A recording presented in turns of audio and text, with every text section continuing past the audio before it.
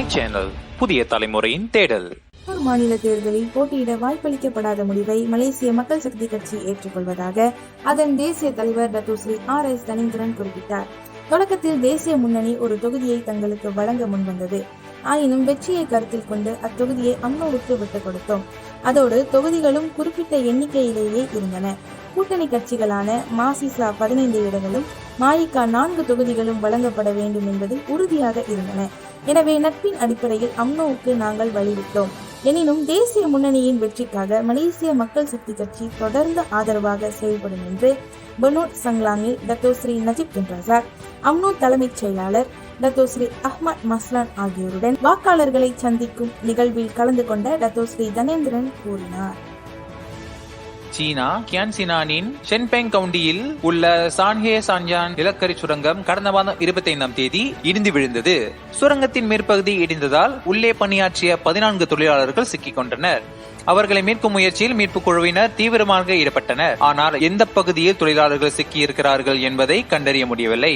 தீவிர முயற்சிக்கு பிறகு நேற்று சுரங்கத்திலிருந்து 14 தொழிலாளர்களின் உடல்கள் மீட்கப்பட்டன. இதனை அடுத்து மீட்பு பணி நிறைவடைந்ததாக அறிவிக்கப்பட்டது. சுரங்கம் இடிந்து விழுந்ததற்கான காரணம் குறித்து விசாரணை நடைபெறுகிறது. சீனாவில் சுரங்க விபத்துகள் தொடர்ந்து நடைபெறுகின்றன. ஆனால் கடந்த சில ஆண்டுகளாக உயிரிழப்பு குறைந்துள்ளது. 2020ஆம் ஆண்டில் 2 சுரங்கங்கள் இடிந்து விழுந்ததில் 39 பேர் உயிரிழந்தனர். இதையடுத்து சுரங்கங்களின் பாதுகாப்பு நடவடிக்கைக்கு ஆணையிடப்பட்டது. எனினும் கடந்த ஆண்டு ஜனவரி மாதம் ஷாண்டாங் தங்க சுரங்கத்தில் ஏற்பட்ட விபத்தில் 10 தொழிலாளர்கள் இறந்தது குறிப்பிடத்தக்கது.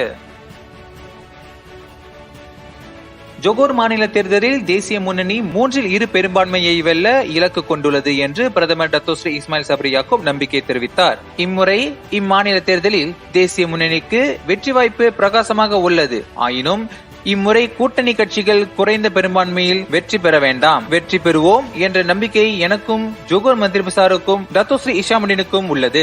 ஆயினும் வெற்றியை நிலைநாட்ட தேர்தல் இயந்திரம் கடினமாக உழைக்க வேண்டும் என்று அவர் வலியுறுத்தினார்.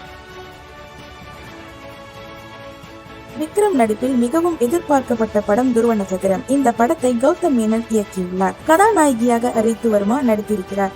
இவர்களுடன் பார்த்திபன், ராதிகா சரத்குமார், சிம்ரன், ஐஸ்வர்யா ராஜேஷ் உள்ளிட்ட பலர் முக்கிய கதாபாத்திரங்களில் நடித்துள்ளனர். இதன் பட வேலைகளை 2017ஆம் ஆண்டிலேயே தொடங்கினர். வெளிநாடுகளில் முக்கிய காட்சிகள் படமாக்கப்பட்டன. படத்தை 2018இல் திரைக்கு கொண்டு வர திட்டமிட்டிருந்த நிலையில் சில பிரச்சனைகளால் தள்ளி போனது. பின்னர் 2020இல் வெளியாகும் என்று எதிர்பார்த்து அப்போதும் வரவில்லை. இதையடுத்து கடந்த ஜூன் மாதம் வெளியாக இருந்த நிலையில் கொரோனா ஊரடங்கு காரணமாக மீண்டும் முடங்கியது. இந்நிலையில் படத்தின் பணிகளை கௌதம் மேனன் மீண்டும் தொடங்கியுள்ளதாகவும் கடந்த சில நாட்களாக விக்ரம் அவருடைய டப்பிங் பணிகளை கொடுத்து வருவதாகவும் தெரிகிறது. இதனிடையில் படத்தின் மீதமுள்ள பணிகளை இயக்குனர் கௌதம் மேனன் தொடர்ந்து செய்து வருவதால் துருவ நட்சத்திர திரைப்படம் விரைவில் வெளியாக உள்ளதாக கூறப்படுகிறது. நடிகர் விஜய் நடிப்பில் லோகேஷ் கனகராஜ் இயக்கிய திரைப்படம் மாஸ்டர். இப்படம் பொங்கல் நாளை முன்னிட்டு திரையரங்குகளில் வெளியாகி அனைவரின் கவனத்தையும் ஈர்த்தது. இப்படத்தில் விஜயுடன் இணைந்து விஜய் சேதுபதி, அர்ஜுன் தாஸ், ஆண்ட்ரியா, மாளவிகா மோகனன், சாந்துரு பாக்கியராஜ், நாசர், சஞ்சீவ், ஸ்ரீநாத், ஸ்ரீமன் உள்ளிட்ட பலர் நடித்திருந்தனர். விமர்சன ரீதியாகவும் வருமான ரீதியாகவும் இப்படம் நல்ல வரவேற்பை பெற்றது.